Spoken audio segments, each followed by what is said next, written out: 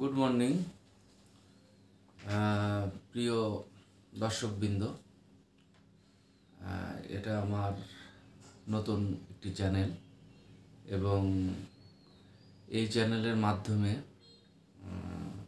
আমি আপনাদের সামনে যারা সদ্য সমাপ্ত কেমিস্ট্রি এবং ফার্মাসিতে অনার্স মাস্টার্স সম্পন্ন করে ফার্মাসিউটিক্যাল ইন্ডাস্ট্রিতে কোয়ালিটি কন্ট্রোল ডিপার্টমেন্ট অথবা R&D অ্যানালিটিক্যাল ডিপার্টমেন্টে চাকরির জন্য বিভিন্ন ফার্মাসিউটিক্যাল কোম্পানিতে ইন্টারভিউ দেবেন, তাদের জন্য মূলত এই ভিডিওটি তৈরি করা। আসলে একটা ফার্মা ইন্ডাস্ট্রিতে চাকরির জন্য কী ধরনের প্রশ্ন আসে সেই বিষয়ে আমি আপনাদের সামনে আমার বক্তব্য উপস্থাপন করছি। আমার এই চ্যানেলটাই মূলত কোনো বাণিজ্যিক উদ্দেশ্যে তৈরি নয়। এই চ্যানেলটি মূলত তৈরি করা হয়েছে আপনাদের বিভিন্ন ফার্মা ইন্ডাস্ট্রিতে রিটেন এবং ভাইভা পরীক্ষার সহায়ক হিসাবে। আমি আশা করব আমার এই চ্যানেলটিকে আমি আরও সামনের দিকে এগিয়ে নিয়ে যেতে পারবো যদি আপনারা দ্রুত আমার এই চ্যানেলটিকে সাবস্ক্রাইব, শেয়ার এবং লাইক করে ছড়িয়ে দেন। যাই হোক, আজকে যেহেতু এটা আমার প্রথম ভিডিও, এই ভিডিওর মাধ্যমে আমি আপনাদের সামনে কি ধরনের প্রশ্ন ফার্মাসিউটিক্যাল ইন্ডাস্ট্রিতে কোয়ালিটি কন্ট্রোল এবং R&D ডিপার্টমেন্টে আসে সেই প্রশ্নগুলো সম্পর্কে আমি বলবো। তারপর দ্বিতীয় পার্টে আমি এই প্রশ্নগুলোর সমাধান আমি দিয়ে দেব। এভাবে অনেক প্রশ্ন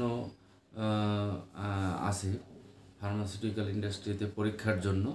আমি সেই প্রশ্নগুলো পার্ট বাই পার্ট ভিডিওর মাধ্যমে আপনাদের সামনে উপস্থাপন করব এবং তার সমাধানও আমি দেওয়ার চেষ্টা করব। যদি এই ভিডিও সম্পর্কে আপনাদের কোনো মন্তব্য বা পরামর্শ থাকে অবশ্যই আপনারা মন্তব্য এবং আমাকে পরামর্শ দিবেন। আপনাদের সহযোগিতা পেলে আমার এই চ্যানেলটির মাধ্যমে উপকৃত হবে যারা পরীক্ষার্থীবৃন্দ, তারা অনেকেই উপকৃত হবেন। এখন আমি শুরু করতে যাচ্ছি। আমি আজকে আপনাদের 10টা প্রশ্ন বলবো, কী ধরনের প্রশ্ন 10টা আসতে পারে পরীক্ষার জন্য। তারপরের সমাধান আমি দ্বিতীয় ভিডিওতে আপনাদের দেব। তা যেহেতু কিউসি এবং R&D অ্যানালিটিক্যাল ডিপার্টমেন্টের কোশ্চেন, সেহেতু কেমিস্ট্রি রিলেটেড যে কোশ্চেনটা প্রথমেই প্রশ্নকর্তা যিনি করে থাকেন এবং প্রিফার করেন সেটা হলো নর্মালিটি এবং মোলালিটি। কারণ আমাদের কিউসি ল্যাব এবং R&D ল্যাবে আপনার বিভিন্ন ধরনের টেস্ট সলিউশন, যেটাকে TS বলে, এবং VS ভলিউমেট্রিক সলিউশন, এইগুলো প্রিপারেশনের জন্য এই নর্মালিটি এবং মোলারিটি প্রয়োজন হয়। এবং আপনার এই বিষয়ের উপরে কিছু অঙ্ক থাকে। যেমন আমি একটা উদাহরণ দিই যে 0.1 নর্মাল হাইড্রোক্লোরিক অ্যাসিড তৈরি করতে 0.1 নর্মাল হাইড্রোক্লোরিক অ্যাসিড 1 লিটারের মধ্যে তৈরি করতে কতটুকুনি হাইড্রোক্লোরিক অ্যাসিড প্রয়োজন হয়, যেখানে হাইড্রোক্লোরিক অ্যাসিডের ঘনত্ব 1.19 এবং হাইড্রোক্লোরিক অ্যাসিড 37% থাকে।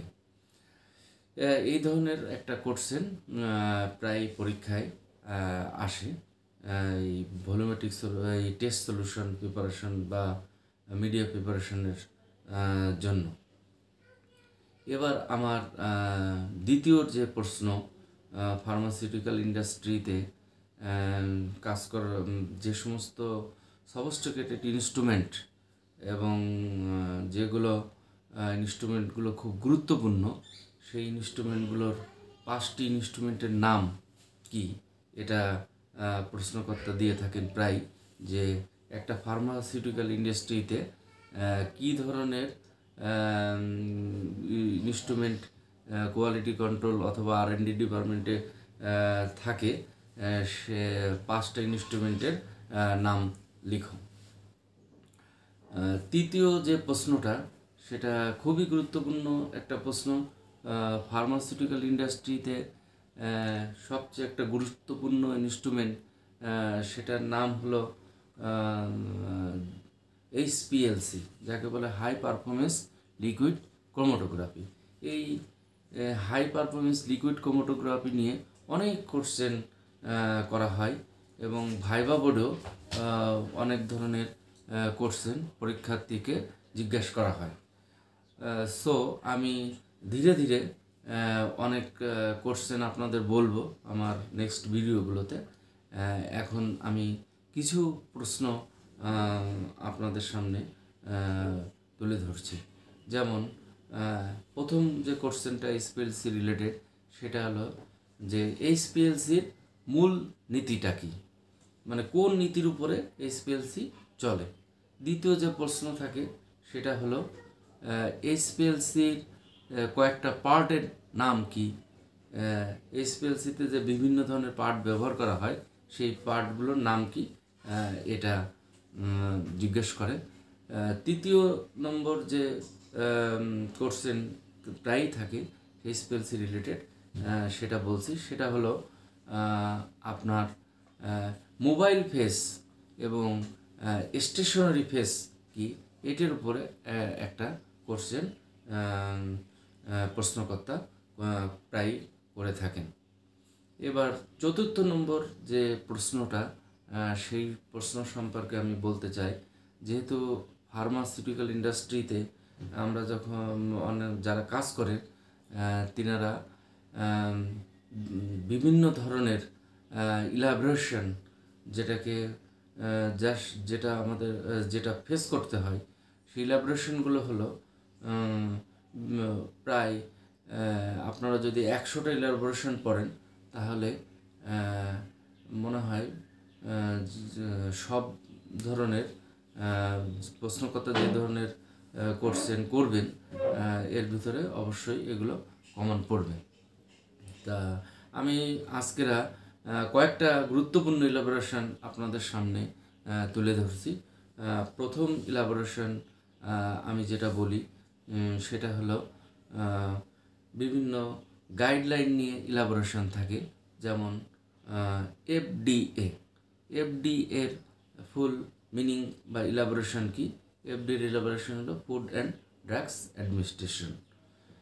তারপর একটা গুরুত্বপূর্ণ ইলাবোরেশন থাকে কাপা, এটা হলো corrective action and preventive action. তারপর ইটিপি, ইফিলিয়েন্ট ট্রিটমেন্ট প্লান্ট।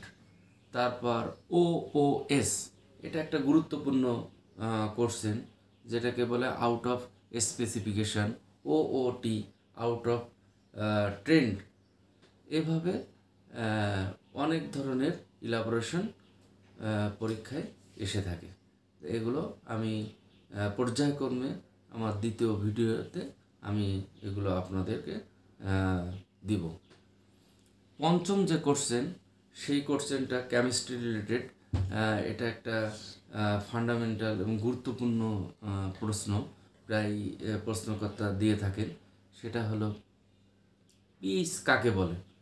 মানে পিএইচ যদিও আমরা অনেক ছোট কাল থেকে পড়ে আসছি, 9, 10 ইন্টারমিডিয়েট, তারপরেও এই পিএইচ সম্পর্কিত কোশ্চেন প্রশ্নকর্তা সবসময় পরীক্ষার জন্য বেছে নেয়। সেটা হলো পিএইচ কাকে বলে, পিএইচের রেঞ্জ কত, পিএইচ রিলেটেড বিভিন্ন অঙ্ক, এগুলো পরীক্ষায় থাকে। এগুলো সম্পর্কে বিস্তারিত তথ্য আমি পরবর্তী ভিডিওতে আপনাদেরকে শেয়ার করব। এবার ষষ্ঠ নম্বর যে কোশ্চেন, সেটা খুবই গুরুত্বপূর্ণ কোশ্চেন। যে দুটো ইনস্ট্রুমেন্ট আমাদের ফার্মাসিউটিক্যাল ইন্ডাস্ট্রিতে খুব গুরুত্ব বহন করে, সেটি হলো ডিজুলেশন টেস্টার এবং ডিসেন্টিগ্রেশন টেস্টার। এবং এই ডিজুলেশন এবং ডিসেন্টিগ্রেশনের মধ্যে পার্থক্য কী, what is the difference between dissolution and disintegration, এটার উপরে প্রায় প্রশ্নকর্তা প্রশ্ন করে থাকেন। এবার সপ্তম নম্বর যে কোশ্চেন, সেটা হলো আমরা যখন কোনো কিউসি এবং অ্যানালিটিক্যাল ল্যাবে কাজ করি, সেই ল্যাবের একটা গুরুত্বপূর্ণ জিনিস আমাদের মেনটেন করতে হয়, সেটা হলো জিএলপি, যেটাকে বলা হয় গুড ল্যাবরেটরি প্র্যাকটিস, এবং জিএমপি গুড ম্যানুফ্যাকচারিং প্র্যাকটিস। এই গুড ম্যানুফ্যাকচারিং প্র্যাকটিস এবং গুড ল্যাবরেটরি প্র্যাকটিস কি, এইটার উপরে প্রশ্নকর্তা প্রায় প্রশ্ন করে থাকেন এরকম যে জিএলপি বলতে কি বোঝায় অথবা জিএমপি বলতে কি বোঝায়, এর উপরে 5টা উদাহরণ লিখো। অষ্টম নম্বর যে আমার কোশ্চেনটা, সেটা হলো আমাদের কিউসি এবং R&D ল্যাবে বিভিন্ন ধরনের ইনস্ট্রুমেন্ট থাকে। এই ইনস্ট্রুমেন্টের আমরা ক্যালিব্রেশন করতে হয়, কেন প্রত্যেকটা ইনস্ট্রুমেন্টের কিছুদিন পর পর আমাদের ক্যালিব্রেশন গুলো করার প্রয়োজন হয়, কারণ কোনো যন্ত্র ঠিকমতো কাজ করছে কিনা এর উপরে এটা বোঝা যায় ক্যালিব্রেশনের মাধ্যমে, বা যন্ত্রগুলোকে সঠিকভাবে পরিচালনার জন্য ক্যালিব্রেশন অবশ্যই প্রয়োজন। তা এক্ষেত্রে প্রশ্নটা করা হয় যে ক্যালিব্রেশন কি, এটা হলো মূল প্রশ্ন। এবং ক্যালিব্রেশনের সাথে আরও দুটো রিলেটেড প্রশ্ন আসে, কোয়ালিফিকেশন কি জিনিস এবং ভ্যালিডেশন যেটা কি জিনিস, এটা প্রশ্নকর্তা প্রায় করে থাকেন যে what is calibration, qualification and validation. এবার আমার নবম নম্বর যে প্রশ্ন, সেই প্রশ্নটা হলো যে আমরা যে সমস্ত শিক্ষার্থীবৃন্দ